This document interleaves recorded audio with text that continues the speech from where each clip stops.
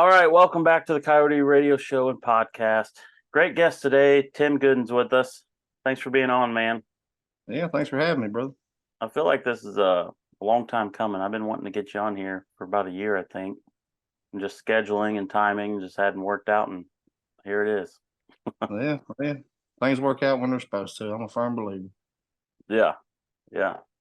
So first time on the show, I'd like to kind of start at the beginning, if you don't mind. Just kind of where you grew up, where you draw inspiration from for your music, what you were listening to, that sort of thing. Yeah, I was born and raised in Bell County. Pineville, Kentucky is my hometown, but I grew up on Highway 92. Some people from there will know it as Greasy Creek. And that's basically where I started honing in my sound. Really, I started going to church when I was young with my mama and papa, and first time I ever sang in public was at church with my mom singing Amazing Grace. She had to get up there with me. I was too scared to get up there by myself. But yeah, man, life was simple and fun. It's a great place to grow up, and maybe one day we'll get back there to live again. Yeah. How old were you when you got drug up there on stage? I was 11 or 12, I guess, something like that. Yeah. Mom always liked to hear me sing. That's what she said anyway. Bless her heart. I'm sure it sounded like a cat dying. Yeah. That's the thought that counts, I guess. So what kind, other than outside of church, what were you listening to? Did you have some records that you were? Man, I've always listened to mainly country. I grew up on that 90s country, so the Alan Jackson, Travis Tritt, and all that was big for me. It's still my favorite stuff to listen to. And then got into bluegrass some, and I've always said too, if I was a better guitar player, I'd probably just be a bluegrasser full time because my voice kind of lends itself to bluegrass, but I just can't play that good. So hats off to those guys and girls for they can sure get down on an instrument. Well, you could try it out and just not even just use your voice. Yeah. Well, I feel like if you're going to be in a bluegrass band, you got to contribute with an instrument of some kind. Yeah, it wouldn't be right. I know what you mean. You could fake it in a music video. Have a shadow player just off stage at every live show. Yeah. I didn't get into bluegrass till I'm 36 now. I probably got into it right tail end of high school. I met Ralph Stanley, and that just sent me on a journey. That was it for me. That's the only reason why I even have a banjo, even though I don't play that style. But he kind of got me in that section of country going, and something about bluegrass, man. Even when it's not popular, it's still like the coolest thing ever. Oh, absolutely. I love it. I can listen to Ralph Stanley all day long. Yeah. Oh, yeah. Speaking of which, you do a great job covering that song, by the way. Thank you. Oh, that's always a fun one, man. I swear, that one always seems to go over good, and I kind of keep it in my back pocket a lot of times if I'm playing a new market. Like there was a time in Ohio, I can't remember what town it was now, but there was nobody listening. There was a couple hundred people at the bar, but nobody was listening. Yeah. Got in the middle of the set, I said, I'm going to try Old Death, and then took off, and you could hear a pin drop. And I thought, well, that's pretty dang cool. And then everybody went back talking, but they listened for that song. Yeah, I remember the time I saw Ralph do that song live. I go to a lot of concerts, and I kind of put that one incident that I could recall in like one of my top 5 musical experiences that I've been part of or seen. And it was at Bill Monroe's Bluegrass Festival in Southern Indiana. And it was midsummer or whatever, and you could hear the cicadas. It was dark in the woods, surrounded by the trees. And like you said, that comes on, everyone shuts up. Just remember sitting there and watching him do that, and I just felt like this chill go over my body. I had like goosebumps all over my arms. I'll never forget it. It was the coolest thing ever. Well, man, and his voice had that effect. He could sing the alphabet probably a cappella and have that effect too. I mean, his voice just runs right through you. Oh yeah. Yeah, and speaking of having people quiet, your set the other day at Duke's Indy was great. A lot of people were very um, quiet and respectful, and they just wanted to hear what you had to say. You know, they were. Yeah, man, that was a good crowd. That was a fun time. That's the first time I ever played in Indianapolis, but it was a good time. Hopefully we'll get back up there before too long. Yeah, yeah, it was a good show and tentative people. Everybody seemed to have a good time. I've been, some shows in there where it's just a little, you know, it's kind of a shit show, but Mhm. very most of the time everybody is really great. It's respectful, but sometimes it gets a little out of control. Which it's a bar, it's going to happen. Right. But Yeah. The later the night goes on, the louder people tend to get sometimes too. More alcohol gets in. yeah, they try and talk over the entire band. There's that, and that's usually when it's an advantage to be an opener because you get them when they're attentive. Yeah, that's true. So, man, I don't know when I stumbled across your music a couple of years ago now. Son of Appalachia was the first song I heard. And in fact, there was like a couple people sending it to me because we put this rendezvous trapping event here where I work at. I'm a taxidermist, but we also have a rendezvous day where there's trapping instructions and people Mm. skinning beavers. It's like a little mountain man thing, but we have live music. And I remember guys, a couple of the guys that are part of the organization would send me like, "Hey, you should get this guy to play." And it was that song he sent me. It's like, I just actually heard this song like a week ago. I said, it's great. So ever since I've been a fan. Well, I sure appreciate it. Yeah, that little EP, man, it done good. I recorded it in the spare bedroom, bought a computer and financed the computer. I didn't have enough money to buy one straight out, but we finally got it paid off. But uh, bought a microphone, man, and it took me about 2 or 3 months just going back and forth with it. But finally got 5 songs recorded and put it out, man. That thing, it gave us a big boost, as we got back into music because we got out of it. I've been out of music probably 5 years by the time I put that out, and just wanted to see what happened, want to give it one more crack and see what happens. And man, that thing really gave us a lot of momentum. Yeah, People took to it well. you did that all there just in the bedroom. Yeah. That's Yeah. awesome, man. That reminds me of Drayton Farley. He was telling me that's kind of what he did. Yeah, and I didn't know that. I didn't know Drayton at the time. And and I heard his story. I was like, well, that's pretty cool, man. We got a similar thing there because I'd what brought it on was I'd started on TikTok and just putting covers and stuff on, and then started gaining a little momentum, and then I put the first half of Pills and Poverty on there because it wasn't finished when I put the first half on there, and it got like 100,000 views in a day, and I thought, hmm. So the covers didn't do that good, but then the original took off. I thought, well, maybe I should try it. So then I recorded it and put it out as a single, and then once I figured out I could record like that, I just went ahead and did the EP, and then it took off. So it done good. And I had a record label reach out out of Nashville. It was some little independent label, but they liked my voice, but they wanted me to come to Nashville and write with their writers and try to get a more commercial sound. And I said, well, that don't interest me a whole lot. And I said, I got a job, bills are paid, so I don't really need to Yeah. do that. I don't want to sell out, and I'm not going to. But we agreed to part ways. What I didn't know though was how much it costs to record. So that's when I decided to go buy a computer. So the cost of one computer would be like one song, but it's like $2,000 a song, cheap as I could find anywhere. I was like, I don't know about that. Uh, Yeah. Bills are paid, but not much extra. You know what I mean? I didn't have that kind of money laying around. Yep. I understand. Now you mentioned the other day that you worked coal mines for a while.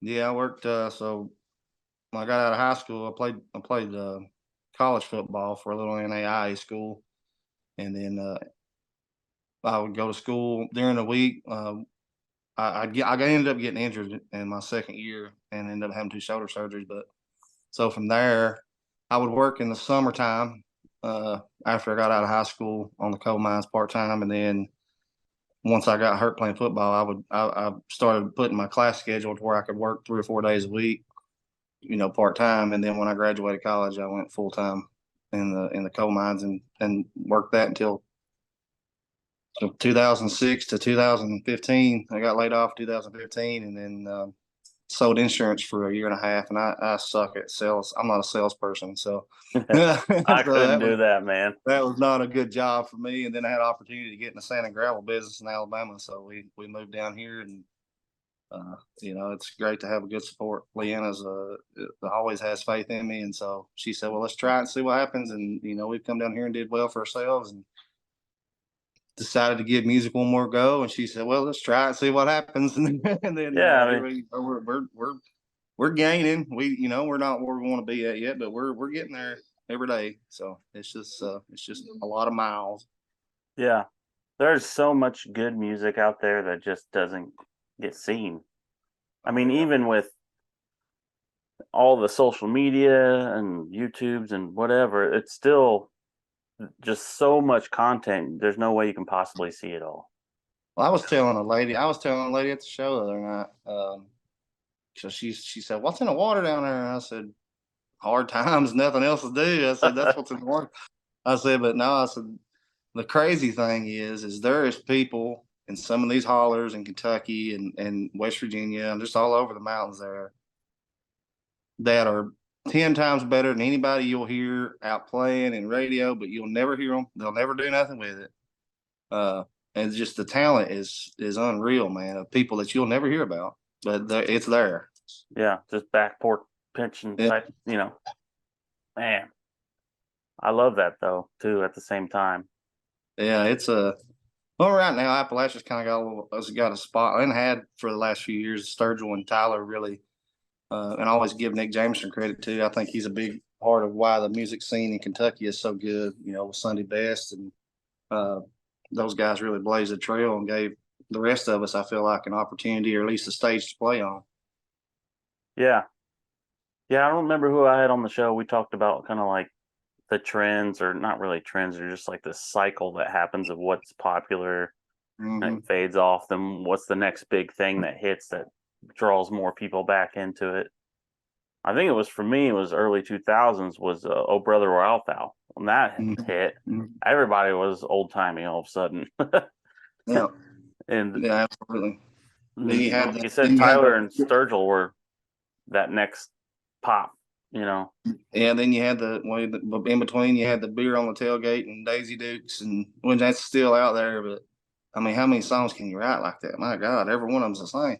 Yeah, yeah, it's redundant and And that's the thing too, though. I feel like it will the popularity will come and go, but I feel like if you write, as Tony Lowe says, sing songs that matter, and you write songs that people relate to, they'll always hold true, and they'll always there'll always be a place for them. I feel like. yeah, people like when you're honest with them. Tell Yeah. Well, they like real life. I mean, that's they live. They most of the times any experience I've had growing up, working or whatever, somebody else has had the experience, and most of the time there's multiples of those people that have that experience, and that's why Son of Appalachia or Hard Times or whatever those songs people relate to them. yeah, absolutely. Now you got a 10-track record now. It's Mm-hmm. out and people can listen to. The true Um, story flat out lies. yep, True Story and Flat Out Lies. And you just put the pre-sale on that. Is that still going on, or where's that as Yeah, far so as buying the yeah, record? so for the vinyl, yeah, it's still going on. There's not very much left, so uh we may can up it, but it's where I think there's less than 40 left for the pre-order section, Okay, but we might be able to add to that if we need to. okay. So by the time this comes out, people listening right now, there might only be 20. Who knows? Yeah. But I got mine, so I'm excited about that. I'm excited too. I'm excited to hear what it sounds like on vinyl. It's always fun to Yeah. vinyl just sounds different. So what was the recording process making that EP, or not EP, but record? So we went to Huntington, West Virginia, and James Barker, which is Tyler's steel guitar player. Uh, he was the one that produced the album and recorded. We used his studio there. So we had Craig Burletic on bass, Rod Elkins on drums, Jesse Wells on fiddle, Jesse Wells on fiddle, mandolin, banjo, guitar, lead guitar, and then had James Barker on steel guitar. And it was cool. That was a cool experience because all the songs we got on there, I've been playing for a long time. I think Hunting Song, I think had only been written about a month before the album before we recorded, but the rest of them I've been playing for years and acoustic. So to hear their take on it and get that full band sound behind it, I thought that was a pretty neat experience. Man, those guys are great too. They're super friendly, made you feel welcome immediately, and it was just a overall cool experience. And we knocked it out in 2 days. Did a whole album in 2 days. Wow. Which blew my mind. I was worried about it because they had a very tight schedule. I think they were going to Europe with Tyler like the next week or two after that. So we only had a 2 day window because I had to take off work to go up there and do that. And I just kept thinking it took me almost 2 or 3 months. I can't remember. It took me like 3 months to do that little 5-song EP, and that was just me. How are we going to get all these people? But man, it was cool because I would play through the song. They had never heard the songs before, or most of them. I think they heard one or two. I'd play through the song once, play through it again. They would be charting the whole time, and then by the time I played through it the third time, they all had their parts worked out and was taken off with it. That was pretty neat. That's wild, man. That's talent, you know. Yeah, that's years of experience and talent and ability, and just it was very. I had never seen that. I never been around that level at that time, and it was pretty neat. It was pretty neat to see. Yeah. Yeah, when I pitch you on at work or something, I listen to a lot of music when I'm mounting a deer or whatever, and so I shuffle or go through giant playlists or whatever. But when I put your stuff on, I don't pick just the record. I just let it play whatever you got as its own mix on Spotify. Mm-hmm. So I'll hear the same song, but a totally different take, which is cool. Mm-hmm. And I can't pick one I like more. I don't know if I like the full band sound more, just strip back and just you or whatever my mood might be at the time. But either way, it's awesome. Yeah, that was a cool thing too. I had kind of an experience back back before May came around. We put the album out. That's the thing too is before the album is released, I bet you I listened to it 10 times a day, just making sure I liked everything, making sure everything was good. Then after it was released, I don't think I've listened to it since. But because it's out there, it's done. I can't change it. It is what it is, and I'd drive myself crazy if I was to hear something now and that I want to change. But it was cool because I was listening to Hard Times, and I listened to the album, the full length album version, full band version. Then I went back and listened to the EP version. It's like it sounds like two totally different songs, and I thought, man, that's pretty cool to see how it just transforms like that. Yeah, it's like you capture a moment in time, or just you can do everything, try and do it exactly the same, and it can be totally different when it comes out. It was like my youngin grew up before my eyes. Yeah, probably. I believe that. So what's next? You just been hitting the road a little bit here and there. Is there going to be like a full tour at some point, or? Well, right now I'm still working full time, so it's hard to do like 4 days a week or whatever. So I mean, right now we're pretty limited to mostly Saturday shows and the occasional Friday show within reason, travel a distance from here in Central Alabama. But hopefully, maybe things will progress at some point. But for now, that's where we're at, and we're thinking that we've got a band put together, and a band that I'd stack up against any of them. We got some great musicians in there with us. So hopefully next year gets busy and stays busy, and we see a lot more new places. Yeah. I know this is way out there, but have any talks of playing any festivals? Yeah, so I know we're on 3 or 4 right now. Okay. I can't put it out there, but I know we're on 3 or 4 right now. That's cool. And there's some good festivals, so I'm excited for them. And then I know we've got, I think January's booked, February's booked. I think March is, but I think we're in April and May right now as far as booking goes. So we're progressing. People still want to have us to their place, so that's a blessing. Yeah. We we're not having to pay them to play, so that's good.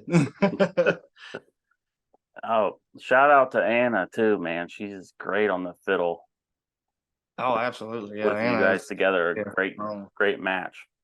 yeah. She's added a lot to the acoustic show, no doubt, and to the full band. She does a great job. No complaints on that. Yeah. Will she be a part of the full band too? Yes, yeah. So the full band is Anna on fiddle, and then I've got John Looney, who's in that Fat Cave Studio Pills and Poverty video. Yep. So he's doing mandolin and lead guitar. Then we've got um, Roddy on bass, so who's with Wolfpen Branch, and then we got Sam, who is Fat Cave Studios. He's our drummer, and then we got Logan Henry on pedal steel. So we've got like I say, man, we've got just a phenomenal group of musicians. I don't know how we've got there, but they've agreed to play with me, so that's good. I'm not going to press my luck on. I think they believe in what you're doing, and you sound good. Why not? You know? Yeah, we have fun. I mean, that's the main thing. If it ain't fun, there ain't no point doing it. Yeah. And I hope they feel the same. And that's my main attitude. You got to have a good time. If you're not having a good time, then we need to change something up because something ain't right. Right. That's true. My thing right now though is me and Leanna was just talking on the freaking car ride home yesterday. Lord God, from Kentucky to Alabama, it's usually a 6.5 hour drive. It took us 10 hours to get back yesterday. Oh man. I'm gonna tell Jason. I ain't told him yet, man. Don't you ever book me on a show where I gotta be on the interstate traveling on a holiday weekend again. That was terrible. But yeah, man. But we got to write some songs. That's what I was getting at. We've got several new ones that I've not really took the time to learn, but we've got them written. So that's the biggest part of the battle. But hopefully, we're going to try to get something out. We always shoot for the springtime, but it kind of could go either way. It depends on from if we feel like what we got's enough, or if we feel like we need more, we want to change something up or whatever. Right. But Do you how do you go about writing? I mean, everyone's got their own process. I'm always since music to me it's a majority of it for me personally, it's got to be about lyrics. So I'm always curious about how writers go about their process. I don't really have a process. It's because it's so different. It's some songs just come out in 5 minutes and they're done. And some Pills and Poverty took 2 years.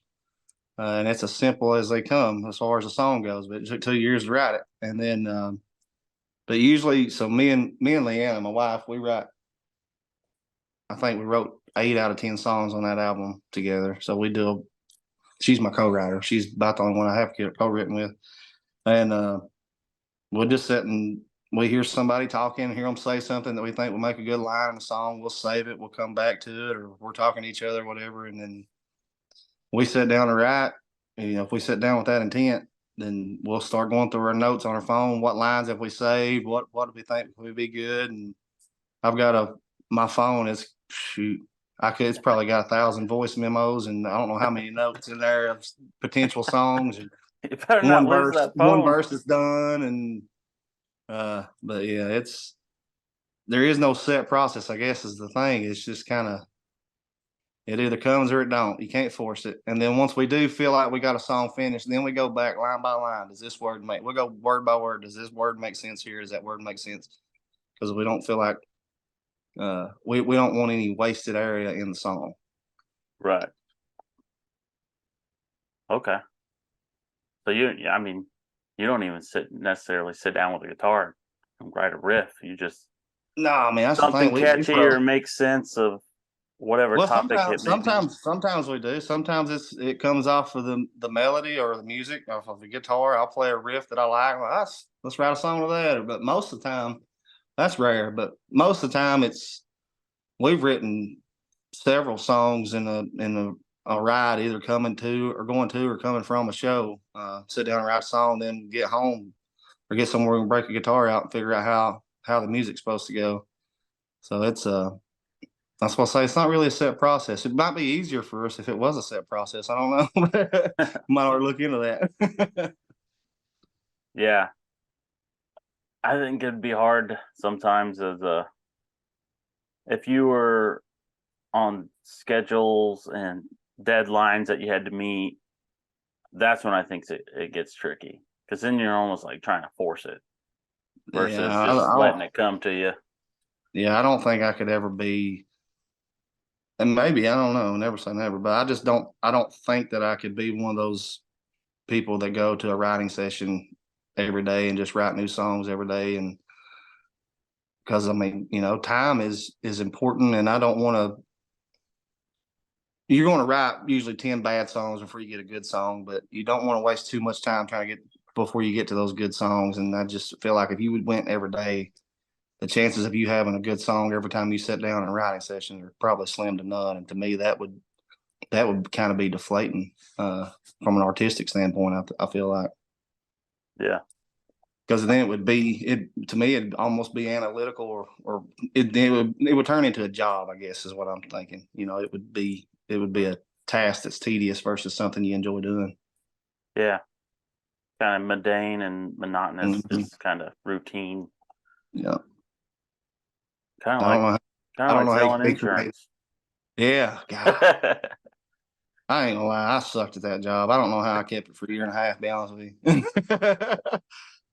Yeah, I got to do something with my hands as far as working goes. I don't think I could do that. I mean, I could, I guess, but probably wouldn't enjoy it. If you ever seen pictures, I was in the tie and the suit, and just wasn't me at all. It's just not my. Nothing against anybody that goes to work in a suit and tie, but it wasn't for me. Yeah, got to do what you got to do to make the ends meet. Yeah, yeah, That's that was great. the thing. Then there wasn't a whole lot of options. When the coal started going down, there wasn't a whole lot to do. I mean, that's why we ended up leaving. I didn't want to leave Kentucky. I love Kentucky, but Yeah, we could only afford groceries for 4 out of the 7 days in the week. We'd have to go down mom and dad's to eat the rest of the week just to be able to eat supper. It was a pretty tough time. right. I love that area of the country, though. Man, Oh, it's gorgeous, man. Eastern Kentucky. Well, my mom's side, my roots go back to Eastern Kentucky and Virginia, right there on the line. Pennington Gap, Virginia. Hmm. It's only 20 miles away from like Clinch Mountain and stuff. So that was another reason why I loved Ralph. I was like, my grandpa was growing up at the same time. Like how close was he to Hmm. being there and seeing that? But I've always just been fascinated with Appalachia and especially right in that area because I got roots there. So yeah, it'd be Oh hard yeah. to leave, go to Alabama. Yeah, you know what was weird too? We moved down here. I thought, I considered us Southern, but we're not really Southern. We're Appalachian because that's one thing I learned. There's a difference because we talk different. We enunciate words different. They don't know what pop is down here. I call pop pop. They call it Coke. Everything's Coke. They don't Yeah, haul anything. They carry it down here, and it was just hearing those they little don't haul differences. anything they Yeah, care. yeah. So it was just hearing the little differences, picking up on them. But What's some other ones? I say uh, we got brown gravel and white gravel down here, and I say white, but they say white. It's just they feels like they roll the word a little bit further. White, white. Yeah. I say pants, they say pants. Yeah, that's funny with the little bit of traveling I've done. Anytime I'm like in the South, especially deep South, I spent quite a bit of time in Louisiana and stuff. They'd be like, just basically call me a damn Yankee. And Yeah. then if I'm up north, uh, you know, outskirts of Chicago or even somewhere in Wisconsin, they think I'm the most southern thing they've ever seen in their life. Like, I don't Yeah. know. It's just where you go. It's weird. Yeah. You're right in the middle, and it's like I say yuns where we're from, we say yuns. That's the plural for you all.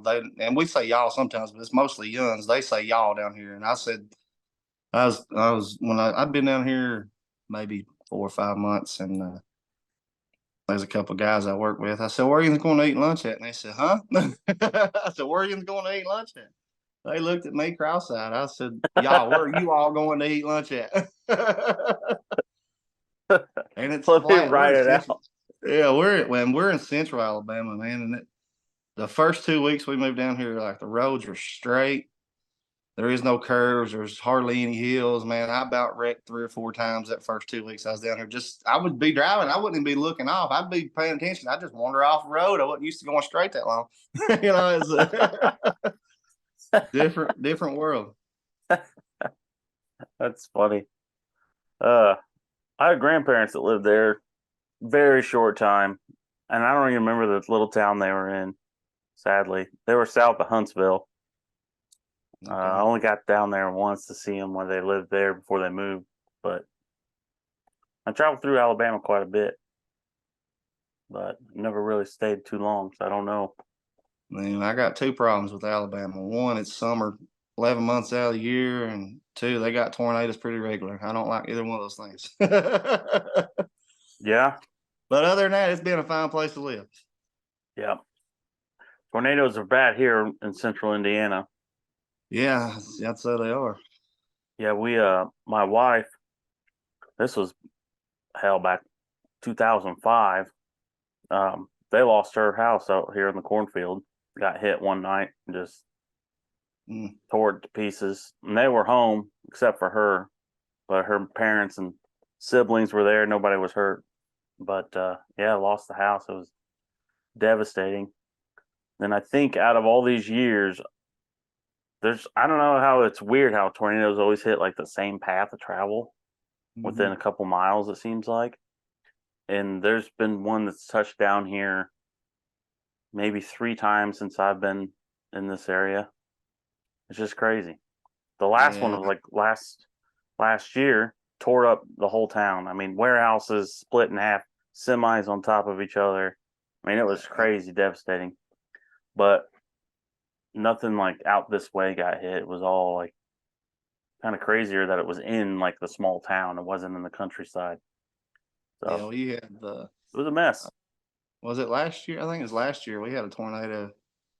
Man, it was like a mile and a half from where we're at. And I said, "Ooh, that was a little too close for my comfort." And we got some big trees goes around our house, and I'm like, "Well, we bound to be paying for a roof at some point. Get it bad enough." Because I mean, it's not just tornadoes here; it's the straight line winds. I'm sure you got them there too, where it's flat. Oh yeah. Oh man, I like the mountains. They offer a little bit of protection. Seem like. Yeah. The pros and cons. It's like you're not safe anywhere you go. Yeah, it's for true. You got flooding issues in the mountains. Got to watch for that. Yeah. We had wind come through here and take a tree out that I don't even know how big around it was, but it fell through the roof of the barn and smashed a boat. And I was at a concert and came home and I was like, something don't look right because we were living in the woods at the time. I walked to the back side of the house. The barn's attached to the house, and it just when you go inside the part we were living in was like the ceiling just had a crack down it, but everything else was fine. I was like, shit, that's crazy. Yeah. I'm glad you wasn't home. You'd had a heart attack. My God. I would Yeah, I have. bet it was loud. That's sure true. You got hurricanes, Yeah. earthquakes. Just depends where you live. I shouldn't ever have to worry about hurricanes. I'm not much of a beach person. I'll take the mountains anytime versus the ocean. I It's can't do the beaches that well at all. It's not my uh thing. I think it goes back to the heat. I'm not a big fan of summer. Usually where there's a beach, it's usually gets pretty hot. Yeah, yeah. Well, man, I appreciate you sitting down here and chatting with me a little bit. Um, you got a website or anything we should mention on here where people could follow Yeah, along? man. Obviously, social media. Yeah, I keep it the same all across the board. Social media, websites, timgoodmusic.com. All social media is Tim Good Music. Uh, Okay. I think my Instagram's got a blue check mark and Twitter. So, but Facebook doesn't. And I say that because I get a lot of pop ups, and people. I don't want nobody falling for that. I won't ever ask anybody for money or anything like that. So Yeah. don't fall for that crap. I report them, but daggone, I get people sending them to me. Like, is this you? No, it's not me. And Yeah. that's the thing. I already hate social media. I hardly ever get on there. I hope nobody ever thinks I'm rude. I'll make a post and then I won't get on Facebook for the rest of the day. And then the next day, it usually takes me a day or two to respond to somebody comments or something. That's just because I don't like being on there. To me, social media ain't nothing. Most of it, 90% of it's just negative stuff, and I don't feel like seeing it. Right. Yeah, I don't think if I was doing this or had anything, if it was just personal life, I probably wouldn't just have it anymore. Really. I've reached that point myself. Music is Yeah. the only reason I got social media. Yeah. So, all right, man. Well, if you come up to Indy or if I'm at a festival, I'll be there. You know. All right, man. Yeah, shoot, yeah. I'm sure we'll be back up that way before too long, especially after Saturday. I enjoyed that, man. That was a good crowd. That was a good. Good. That was a fun little spot right there. Yeah. And you guys sign my record though when I get it. Well, I will do. You bring it out, I will be sure to sign it. All right, And buddy. then you might have to pay somebody if you're going to get rid of it. Though you wouldn't be able to sell it. You I'll only get make $2 or two. $3 off of it right now, and if I sign it, it's going to lose value. Ah, I highly doubt it. Uh, I'm excited to see, what you do with your career and where it goes. I think you're on to something. So, well, I appreciate it, man. I appreciate you having me on, taking the time to do this, and it's been fun so far. We'll just keep after it. all right, buddy. I'll catch you later. All right, man. See you, bud.